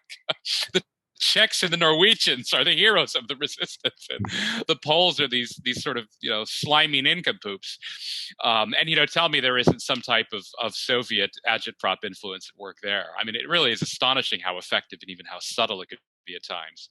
Yeah, you bring up Chiang Kai-shek and the Chinese. I mean, I was struck by how the Americans lost confidence in him. So at one point, they Harry Dexter White, a Soviet agent of influence, meets this guy named Salman Adler in Cairo, right? And then White, tell me if I'm getting this wrong. White goes back to D.C. Adler goes to China, and they both submit identical reports about how Chiang is corrupt, right? Is that what happened? Yeah, I mean that's pretty much the case. I assume they were already working on some version of this before they met with each other, but I do think they absolutely were trying to kind of craft these sort of like perfectly matching messages. And pretty soon, yeah, it got up to Morgenthau, and they cut him off. I mean, he was also cut off logistically. This was a little bit more complicated. This had to do in part with Roosevelt and Churchill in discussions of landing craft in this kind of zero-sum game. But they also called off Operation Buccaneer in the Bay of Bengal, which was designed to eventually push in and open up the Burma Road to supply China. So the upshot of both of these things, the decision at Tehran and then Cairo not to carry out this operation to support Chiang Kai-shek, and the crafting of this message about corruption, the cutting off of the shipment of gold, which had actually been promised to him. And I mean, he even kind of said, okay, well, I get you can't do the operation, at least give me the gold. In the end, he gets neither. In the end, the Lend-Lease aid shipments to China declined to about 0.4% of the global total in 1943 and 1944. Even as the Soviets it's just ramping up into the stratosphere what the Soviets are getting. And again, it's not just about let's say the way in which Chiang Kai-shek is being perceived in Washington. It's just about these broader Soviet priorities. And I mean, the thing about this is people act like this is kind of the shocking or provocative thing to say. You actually go back to 1919 and the founding documents of the Communist International and then the Second Congress in 1920. It's all right there in the 21 points. That basically foreign communist parties around the world are expected to devote basically nearly the entire of their operations to carrying out, the foreign policy interests of the Soviet Union. It's not a mystery. It's like a documented priority of foreign communist parties and, of course, the agents of influence. This is what they're supposed to do. And so this is how you end up with Chiang Kai-shek being cut off, the Soviets, the aid ramping up to massive levels there. Or to give you another example, the secret deal brokered between Mao and Japan, brokered by Stalin and Molotov, where Japan simply promised not to attack Mao's forces, that Japan would only attack the forces of Chiang Kai-shek. And in return, of course, Mao promised not to attack Japanese forces. And the thing is, people will still deny this sort of thing, but we actually have the documents now that pretty much prove that these agreements were in place. So yeah, in the case of the corruption argument about Chiang Kai-shek, and again, it's not that probably with some grain of truth to it. I'm sure a lot of the the aid monies went missing, and the regime was not a paragon of transparent governance. I'm sure that's true, but the fact that these messages were kind of identical and they were all promoted in terms of these talking points that were endlessly repeated until they became kind of Washington conventional wisdom. I think that was quite deliberately brought about, again, by these agents of influence, and in some cases by Communist Party members. Again, just Yeah. carrying out their duty. It's what they're supposed to do. Yeah, and I mean, you think about a leader, you have these reports that look identical from thousands of miles apart, and you say, "Wow, this must be true." You don't think that there are Soviet agents of influence planning what they're going to say beforehand, but you could see how that well, I mean, what do FDR and Churchill know about China or Yugoslavia? Probably not. They're not independent experts in the field, and they're not investigating themselves. So you can imagine this would just absolutely have a massive influence. Right. And the yeah, since we're going through every myth of the Great War that you sort of take apart in the book, I think I was struck by sort of the personal profiles of FDR and Churchill, and I'm just the Roosevelt. I mean, the way he goes about these things, I found shocking. I mean, Churchill, I felt a little bad for at some point. I mean, he was sort of ganged up on by FDR. He did seem to have some moral guilt about what was happening in Eastern Europe. Thanks to their policy decisions. But FDR just seems so callous. So at one point, he tells he tells Stalin he'd go along with Soviet plans to annex Eastern Poland as long as he understood there are 6 or 7 million Americans of Polish extraction, and he didn't want to lose their votes. And then he tells Stalin at some point, he didn't care basically what they did in the Baltics, but he needed to appease voters of Lithuanian, Latvian, and Estonian origin. I'm thinking, even if you think like this, I would be ashamed to say it, right? And so the fact that he's just such a politician and so callous and sort of uninterested in the great questions, and to just put it out there that all he's concerned about is his popularity at home. Did you have the same reaction as me while researching and looking into this? It is at times shocking, and I mean, okay, to come back to Churchill, your first one, I do think, I mean, there's a tragic sense to Churchill. I mean, it's not just that he sees the consequences in Eastern Europe, but I think eventually he sees the consequences also for the British Empire, which is to say, yes, he has made this moral stand. Perhaps it's a bit selective vis-a-vis Stalin, but he's decided, look, our honor must not be stained by negotiating some deal with Hitler. We will fight this out to the end. And in the end, the price is the waning of British power and influence, and ultimately the kind of the collapse of the British Empire, which is what presumably he believed in as much, if not more, than anyone else. The British Empire and its values in the end are replaced both by the U.S., which is probably a kind of a less competent and cruder version of the same, and obviously much less effective, and by the brutality, of course, of this new Soviet empire. And there's a sense of tragedy that he sees this happening and unfolding, and particularly at Tehran, when he realizes that Roosevelt has effectively abandoned him and almost sided with Stalin. There's kind of a sense of shock there, I think. Vis-a-vis Roosevelt, yeah, it's strange. I mean, the thing about this is, I mean, from one perspective, you could say, well, look, maybe I'm claiming he was too naive in the way he dealt with the Soviet Union.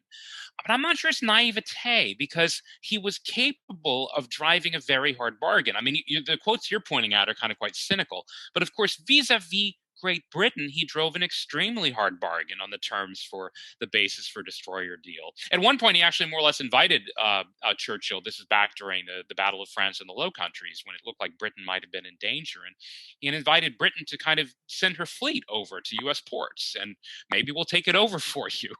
That is, he's perfectly willing to play hardball with the British Empire and almost kick it to the curb, both in negotiating the terms, the basis for destroyers lend-lease, and really kind of almost promising to sell out the Raj, sell out British India at Tehran, and also just after the war, and insisting on full repayment. I mean, Britain was still paying off these loans up until 2006, so he was perfectly capable of playing hardball, which makes it so much stranger, again, that he takes such a kind of a pro-Soviet line, and almost in this cynical way. I mean, there must have been some part of this kind of cynical old world bartering which appealed to him, at the same time that he was making this pose about the Atlantic Charter and the principles, the four freedoms, and all the rest of it. He obviously had a cynical side, a kind of realpolitik side to him. It was just selectively applied. And I suppose, like, the ultimate devil's advocate argument you could make on his behalf is that while he did agree to effectively, whether you want to call it selling out Eastern Europe, or kind of looking the other way, or giving Stalin permission and not contesting Eastern Europe, he did more or less take over the British Empire, or at least begin the process by which the U.S. took over the British Empire. And so you could make a very cynical kind of realpolitik argument that he thought, well, look, Stalin's a much tougher individual, and his empire is more important, and ultimately will be more powerful than Britain. And so I'm going to side with Stalin, and I'm going to kick Britain to the curb. I mean, maybe that's what's really going on. But again, some of it remains mysterious to me. I can't say I have a kind of a psychological explanation for Roosevelt and his behavior. Yeah, and I mean, at the end, because you have like so FDR dies, so you do have sort of an alternative case. You do have an alternative understanding of how things could have been different, because Truman comes into office, right? And he at least draws some lines in the sands. And I got the impression from reading the last chapter or so of the book that if FDR had lived, Stalin would have just basically kept going forever, and Roosevelt would have been like, great. And then Truman comes along and at least draws a line in the sand, and sends the message that there are some limits. Can you talk about that, sort of that counterfactual? What if FDR had lived longer? Sure. I mean, this always used to be a theme that a lot of historians like to touch on, the kind of, had FDR died. I mean, there's one version of the story that had he not died, that is, had he lived longer. One version of the story that actually has to do with the creation of Israel, which is quite interesting. The other version of the story is normally, well, there wouldn't be a Cold War, right? You hear this sometimes, right? Had FDR died, there might not have been a Cold War. Well, I mean, the interesting part about this to me is that I suppose, if he were a different type of individual in much better health than he was, so you could actually see him, let's say, serving out a term to 1948, for example. I suppose if you want to spin out the counterfactual that far into the future from 1945, I suppose there is maybe a certain argument that could be made that the Cold War would have at least looked radically different Effectively, that is, there would have still only been one side fighting it. That is to say, it was Truman basically decided that the U.S. would, to some extent, kind of fight back a little bit. That is, that the U.S. would no longer simply agree to every one of Stalin's demands. I mean, so a couple of the examples I give. I mean, they do decide they will defend, of course, South Korea. At the parallel, at the 38th parallel, they do decide they're not going to let Stalin have a share in the occupation of Hokkaido, the northernmost of the kind of the main islands of Japan. That they are going to draw these lines, and that the U.S. is going to kind of stand up now for its clients. Yeah, I'm not sure Roosevelt would have made those same stands. I mean, there's some signs of almost it's not an awakening exactly, but Roosevelt was getting a bit annoyed with Stalin shortly before he died, mostly because Stalin accused him of double dealing with the Germans behind his back, and this is one thing he'd always had pride in, that he was just as tough on the Germans as Stalin was. Had there been, maybe there might have been some break that occurred at some point where eventually Roosevelt did think that Stalin had gone too far in one area or another. I don't see it being carried out in quite the same way as I think it would have been with Truman. I mean, the really fascinating question is what might have happened with Japan.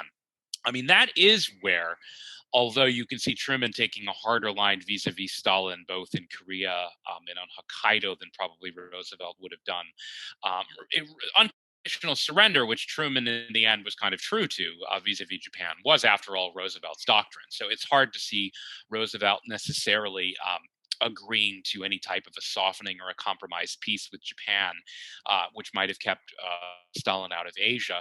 I don't think Roosevelt would have necessarily had qualms about using the atomic bomb. I mean, after all, he had green-lighted the Manhattan Project and so on and so forth.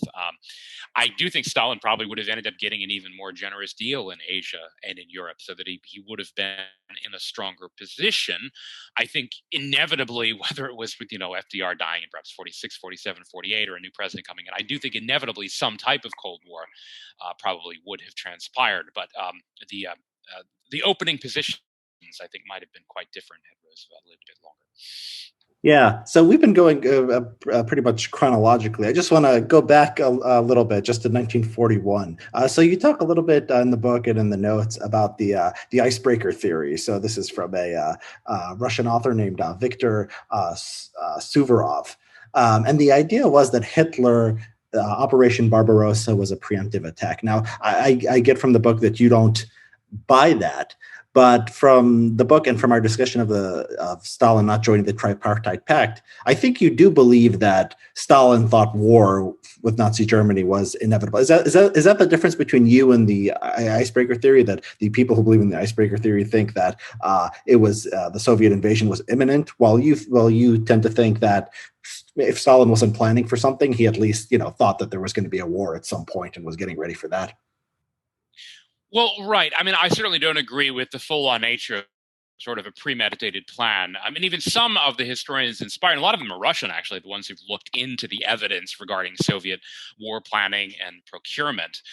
They've never been able to find some sort of a smoking gun regarding a specific date, like a launch date. Some of them have actually proposed dates where they think the Soviets would have been ready, that is, to fight. What I actually do tend to think, aside from the question about the break in Berlin in November 1940 that we talked about earlier, is that, first of all, the Soviets were absolutely planning for war and preparing for war with Nazi Germany. You can see this just in the kind of the procurement and in the deployment, the Soviet mobilization pattern, such as was 1941. I mean, the building of this vast number of air bases is close to the German Reich, the stationing of armor, all the new kind of tanks and motorized vehicles and petrol stations. It's clear they're preparing for war. I don't think they know how it's going to start. The two problems I have, I suppose, with this kind of, you might call it almost like the full-on version of the Suvorov thesis about the icebreaker, as you call it, is that, first of all, I don't think Hitler saw it as a preventive war. That is to say, although the Germans had good intelligence on some of the Soviet deployment near the frontier, I don't think the Germans had any intelligence suggesting an imminent Soviet invasion. That is to say, that Hitler was not himself preempting a Soviet attack. That part is untrue. The other part, which I think is also problematic, although it's a little bit more subtle, is that I don't think the Soviets were planning the same type of, that is, full out assault without any kind of prior warning or preparation.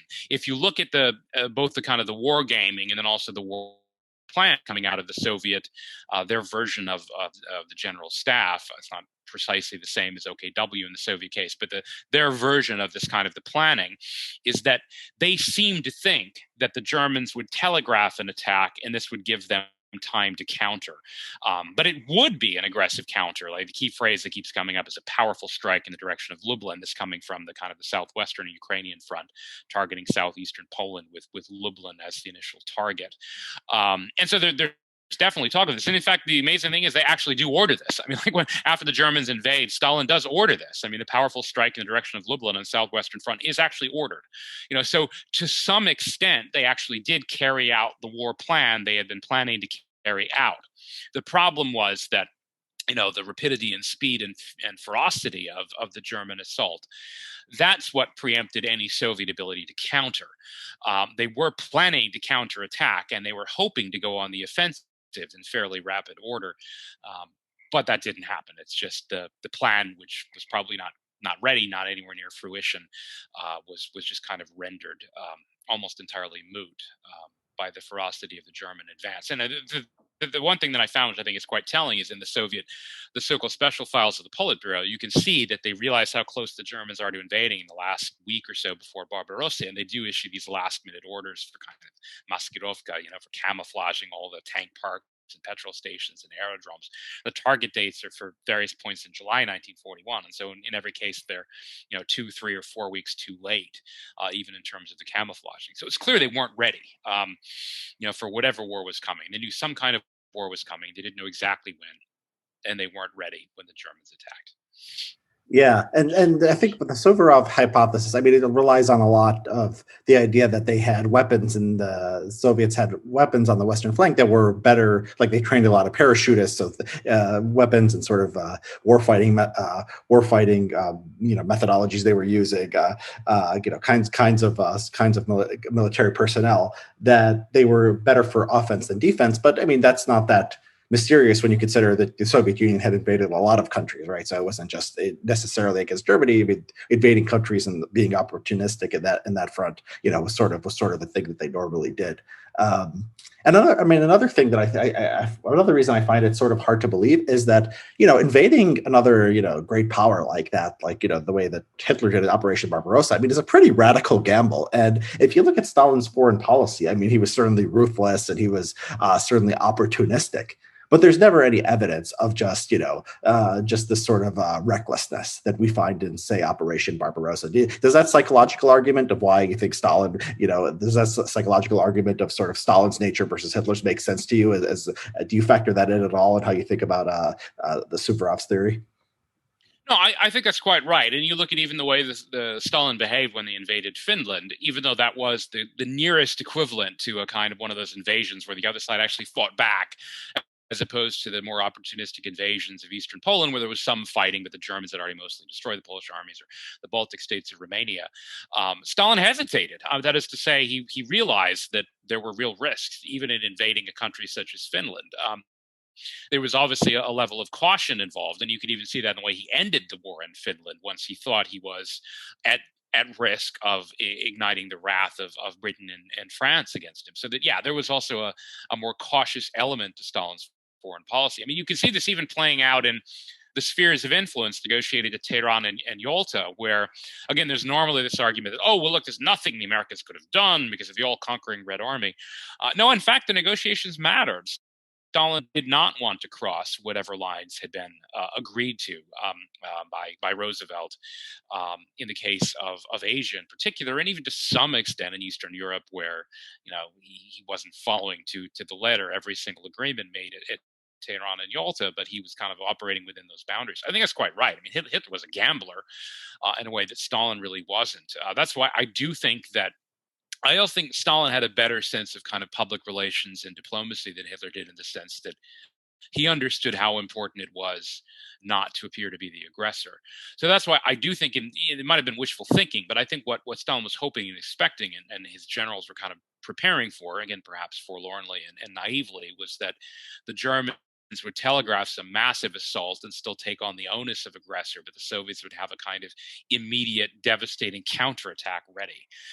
I think that, to the extent there was any plan, was probably it. But of course, that left them somewhat at the mercy of German initiative. Yeah. So, I mean, this is all, I mean, fascinating. Another thing about Hitler was, I mean, it's amazing how you have this whole thing where Hitler, almost gets to Moscow. He's within, I don't know, like 80 miles or something, and then Stalin and the Soviets, they turn it back and they eventually get to Berlin. And you think at some point the two sides could negotiate. Do you think it was so on the Western Front? I get the impression that on the Western Front, Hitler was more ready to make a deal, while the U.S. And the British were more inflexible. While on the Eastern Front, I think that Stalin was more flexible, while sort of the Germany never really explored. I think throughout the conflict, Hitler was always sort of thinking, okay, we're going to have one good offensive, and then we're going to negotiate from a position of strength. I think after Kursk, it never really happens. They're just always on the defensive from that point on. Would you say that's accurate, or do you think about it differently? I think that's fairly accurate. There definitely were overtures. There were negotiations during the war. I mean, really on both sides. In the case of Hitler and Stalin, back channels would periodically meet in Stockholm or elsewhere up in Scandinavia. In the case of the Western Allies, there were various meetings in places like Spain and Istanbul, and at times kind of feelers being extended through the Vatican from one side to the other. There was a lot of intrigue in Switzerland, some of it with kind of the plotters against Hitler. And one can make either too much or too little of all of these things. In the case of, let's say, the Soviet-German negotiations, we know a lot about the negotiations shortly before Kursk, when maybe the two sides really were just kind of feeling each other out while still, of course, preparing for yet more Armageddon on the Eastern Front. I do think Stalin was, in that sense, a pragmatist. I mean, that is to say, yes, had some type of deal with Hitler been possible that would have enabled him to gain a lot of what he wanted to gain in Eastern Europe. I mean, obviously, he did that in 1939. We have a precedent for that, of course. So would he have been willing to countenance a similar deal at some point in 1942 or 1943, or maybe even earlier in 1941? I think absolutely. I mean, there was even some talk of Berry opening up negotiations when Moscow was under threat in October, November 1941. I think the Germans, of course, when they felt like they had Stalin kind of on the mat, nearly defeated in 1941, would not have been willing to kind of countenance those type of negotiations. I think Stalin would have been willing to cut almost any type of deal, again, just depending on the lay of the land and the order of battle and what he could get out of it. I think Hitler was a lot more impulsive and kind of harder to predict, and so it's harder to make a kind of a firm judgment one way or the other. I do think all along, if you're going back to 1939, 1940, no, I don't think Hitler was as concerned with, let's say, the new German territories in Western Europe as he was with the East. I think he definitely would have been flexible. We could see that in the force he extended to Great Britain after the fall of France. I think he certainly would have been willing to, and obviously the German resistance figures would have absolutely been willing to barter away kind of France and the Low Countries. I think in the end, most of those negotiations foundered on, some of it was on stubbornness and pride, and then just the investment. I mean, so much blood had been shed on the Eastern Front. It would have been hard, I think, for either side to surrender their gains. Yes, I haven't looked as closely into the German side as the Soviet side. I definitely think Stalin would have been willing to negotiate it at multiple points during the war. If he could have gotten some type of a favorable deal out of it. I think he, in that sense, he certainly had no moral scruples about coming to some type of agreement with Hitler. I mean, as is proven, of course, by the agreement he did have it with Hitler between 1939 and 1941. Yeah, and I mean, one of the things, I mean, just think it made me think back to another one of sort of FDR's blunders was the Morgenthau Plan, and this comes out, and after I think in early 1945 or late 1944, the idea that they're just going to starve the Germans, basically deindustrialize the country, and then the Germans fight harder, right?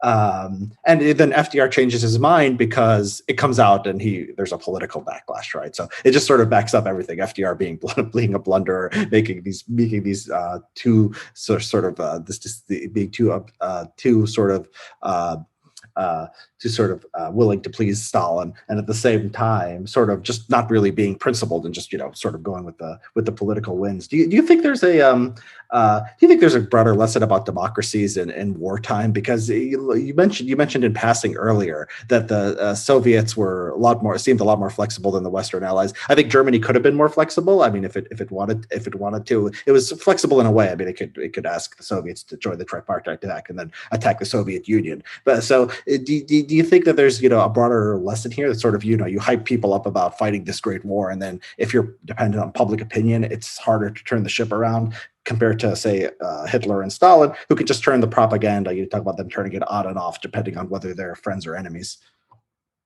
Oh, I think it's certainly harder in a democratic country. I mean, what is interesting about this is, I've heard from some sort of readers or critics of the book that, let's say, we have to be more fair to, let's say, Churchill and Roosevelt, in that they did have to worry about public opinion, which did limit the choices possible to them. And there's obviously some truth to that. But there's also the sense in which they could both be quite opportunistic.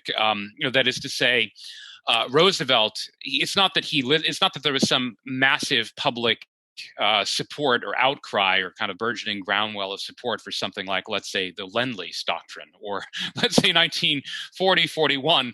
If you actually look at the trends in public opinion with the growth of the America First movement and all the rest of it, there was not some groundswell of opinion that said the U.S. should get more deeply involved in the European war.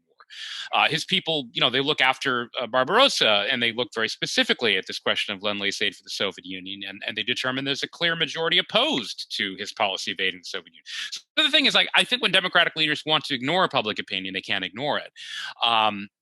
That said, it does constrain them to some extent. That is to say, they can't. I mean, if they are going to ignore it, they have to have a very good reason for doing so, and they have to be quite careful in the way that they manipulate public opinion and sell their policies. That is, it's harder to do that than to do something that is the opposite. But I do think you're right in that there's a kind of momentum that develops once the U.S. is in the war, once Britain is in the war. Again, before the war starts, there isn't necessarily a groundswell of opinion in favor of fighting it. I mean, that's very rarely the case.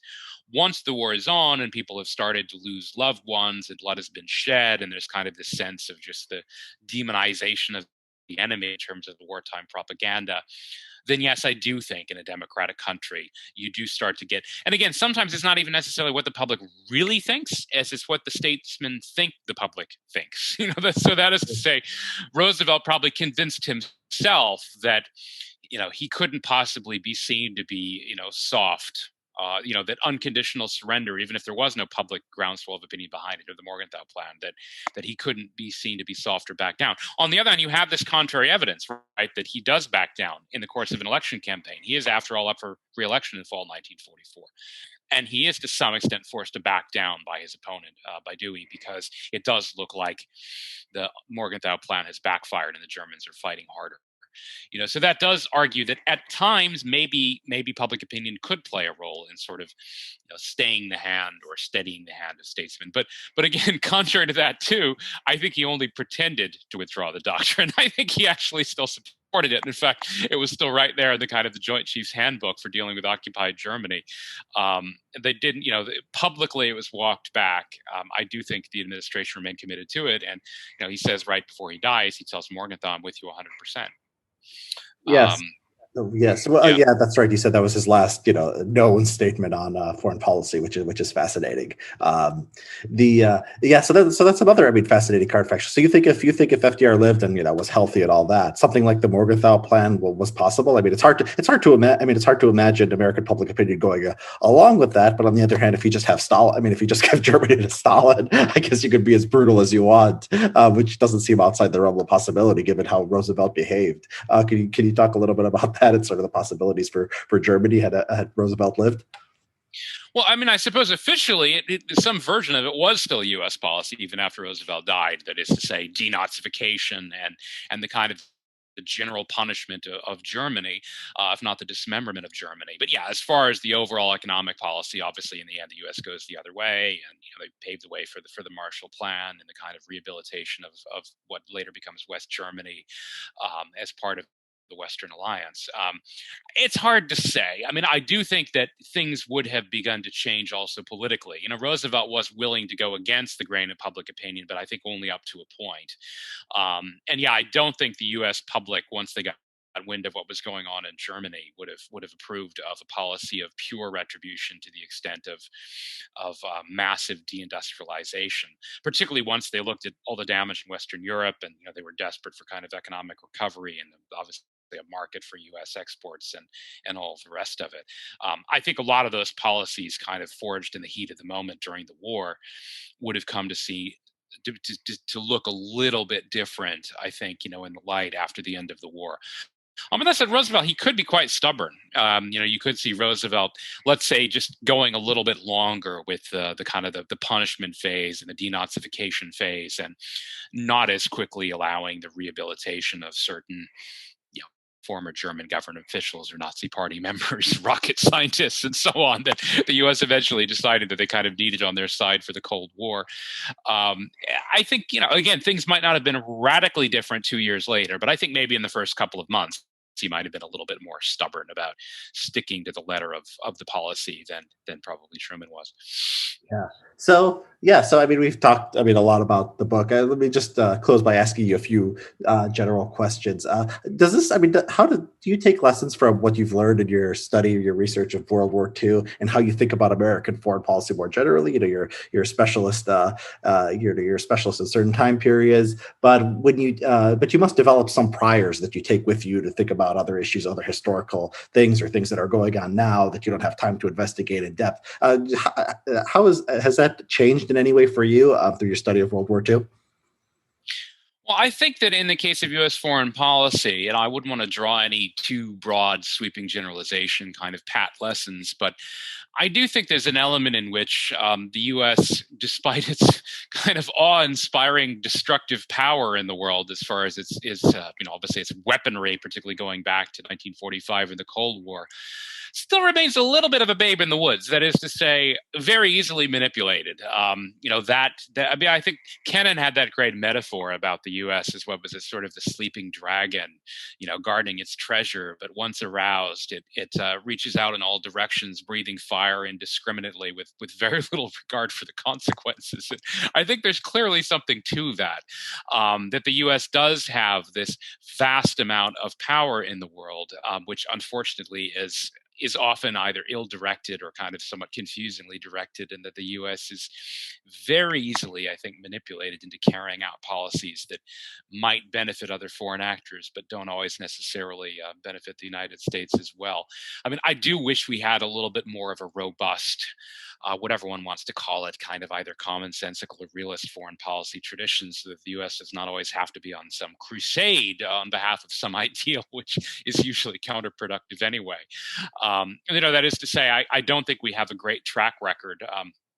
I think that you can even see some of the precedents being set during the war. And to be fair, I mean, some of it was set by Britain in the case of Mihailovich and Yugoslavia, but you could see what the U.S. does vis-a-vis Chiang Kai-shek, and later plays out with Batista in Cuba or Go Jin-jem in Vietnam. The U.S. very often carries out policies which are utterly incoherent. And I think that maybe this is the problem about making foreign policy in a democracy. It's not just that it's inconsistent, but that, again, the leaders, maybe they think they're following public opinion, maybe they think they're shaping public opinion, maybe they just convince themselves the public thinks one thing versus another. But in the end, I think it's that temptation of power. It's a little bit like the God complex, that the U.S. thinks it can shape the world in a more positive direction, and unfortunately, the results are not always quite so happy. Yeah. Do you think that's in part because maybe it just doesn't matter to us all that much? I mean, whatever the U.S. did during World War II, I mean, our survival as a nation, was not at stake. So if foreign policy is just not important to you, but because of your wealth, you have this awesome power. I mean, isn't that sort of a recipe just for recklessness and not lack of careful thinking and how you interact with the world? Well, right. I mean, in that sense, there's less skin in the game than there is for these countries in Eastern Europe. I mean, that actually calls to mind a quote. I talked about McLean and Churchill, Fitzroy McLean, and the way they talk about Yugoslavia. And the quote that McLean was dining out on to the end of his days was that he and Churchill supposedly discussed this. And they basically said, well, look, do you plan on making your home in Yugoslavia after the war? And McLean says, no. And Churchill says, neither do I. So it doesn't matter to us. That is, it's really no business of ours who governs Yugoslavia. And well, to some extent, I get that argument. Sure. I mean, but then if that's the case, then why have you decided to arm the communists? That is to say, if it doesn't matter to you, then don't choose sides, right? And that used to be, I guess, the argument in favor of neutrality, or the Neutrality Acts of the 1930s was effectively that the U.S. maybe wasn't wise enough to make these decisions. And so the U.S. should just trade and be a kind of maritime commercial nation and not choose sides and play God. But I think you're definitely onto something there. I think you're right that maybe there is eventually blowback. And in the case of the U.S. getting sucked into eventually trying to be arbiter in the affairs of Europe and spending these huge sums of money in the Cold War, propping up regimes all over the world. I mean, in that sense, it did affect the U.S., right? But you're right that in terms of actually affecting the lives of most American civilians, maybe right, it's water under the bridge. That's one of the reasons why I do projects like this, is I do try to capture the perspective of the people around the world who are actually affected by the foreign policies of the great powers, that they might come out of these conflicts unscathed, and they can tell themselves these soothing stories and myths about the good war, but the consequences aren't always so happy for people living in other countries. Yeah. How have you talked a little bit about reviewers and how historians have reacted to your book? I mean, has there been any sort of extreme reactions out there, because you are going after some sacred cows, or historians, willing, are historians sort of more accepting of these positions than people would think? No, a lot of the British historians have gone off the handle about it, but oddly enough, it's mostly about Finland. I'm not quite sure why they're so obsessed about the Finnish story. But yeah, and it's not even necessarily the Churchill cult per se. I think it's just this idea that this was kind of Britain's, their version of the good war, I suppose, the finest hour myth. And, this is a huge part of the national story of Britain. And well, in Russia, it's not so much the historians as the Putin government. My book has apparently been denounced on Channel 1 live on air. And, so they are the great patriotic war story or myth, whatever we want to call it. I mean, it is a huge part of it. It's an increasingly important part of the government over there. And I do find that I understand it to some extent. I mean, look, all countries have to tell themselves stories. And, if we don't have anything positive to believe in our own national stories, I mean, it becomes just hard to kind of, I suppose, summon up patriotism, to summon up some type of pride and faith in our country. But I just wish people would, I think, find different things to have pride in. Than slightly. I mean, in the case of the Russians, I get the pride and sacrifice, but I mean, just the immense damage done, first of all, to his own citizens, by Stalin's policies in the war. In the case of the U.S. and Britain, it's more ambiguous. I mean, I see the good war argument. I see why the Holocaust story has kind of become more and more important, that this is a part of this moral crusade and putting this evil regime to an end. And I see why people do, why they're comforted by that story. But first of all, not all wars are that simple and that edifying. And I think even this war, again, if you look more closely at it, is not quite so simple, pat, and edifying in the good war message once you look a little more closely at the granular detail.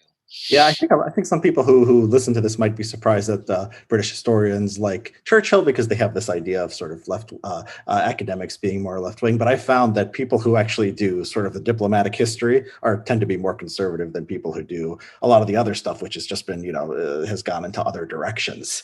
Right, in that sense, my book offends precisely the people most likely to read it. So that it definitely, in that sense, it sort of argues against constituency. That is to say, the people that tend to read books about the Second World War, they do tend to be, your passionate sort of Churchill admirers.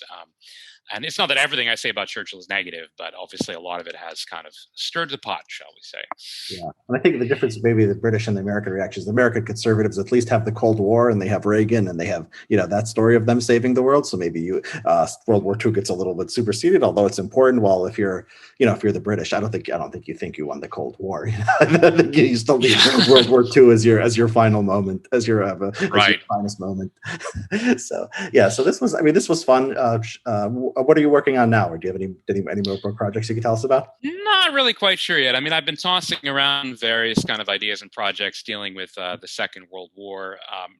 Nothing is quite sort of coalesced yet, but I think this time this was such a big book. book, and it took such a lot out of me. I think I'm going to take a little bit more of a pause before I move forward. Okay, so yeah, I mean, you deserve it. I mean, I found this book fascinating. I recommend everyone read it. Stalin's War: A New History of World War II. It's a long book, but it's real fast, and I think if you have any interest in the history of the period at all, you'll greatly benefit. Thanks, John, for joining us. Thanks for having me on, Richard. It was great fun.